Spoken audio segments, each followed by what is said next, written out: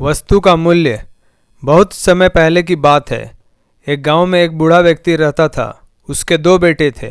बूढ़ा वस्तुओं के उपयोग के मामले में कंजूस था और उन्हें बचा बचा कर उपयोग किया करता था। उसके पास एक पुराना चांदी का पात्र था। वह उसकी सबसे मूल्यवान वस्तु थी। उसने उसे संभाल कर संदूक में बंद कर रखता था। उसने सोच रखा था कि सही सब अवसर आने पर ही इसका उपयोग करेगा।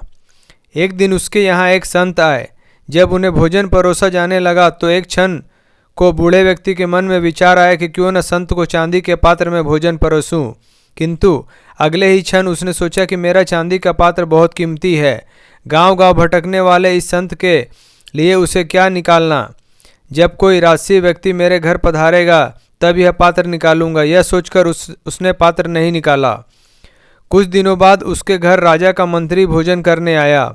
उस समय भी बूढ़े व्यक्ति ने सोचा कि चांदी का पात्र निकाल लूं, किंतु फिर उसे लगा कि ये तो राजा का मंत्री है।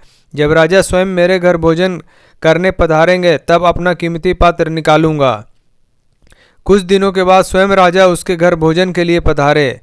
राजा उसी समय पड़ोसी राज्य से युद्ध हार गए थे और उनके राज्य के कुछ हिस्से पर पड़ोसी राजा ने कब्जा कर लिया था। भोजन परोसते समय बूढ़े व्यक्ति ने सोचा कि अभी अभी हुई पराजय से राजा का गौरव कम हो गया है। मेरे पात्र में किसी गौरवशाली व्यक्ति को ही भोजन करना चाहिए। इसलिए उसने चांदी का पात्र नहीं निकाला। इस तरह उसका पात्र बिना उपयोग के पड़ा रहा। एक दिन बूढ़े व्यक्ति की मृत्यु हो गई। उसकी मृत्यु के बाद उसके बेटे ने उसका संदूक खोला।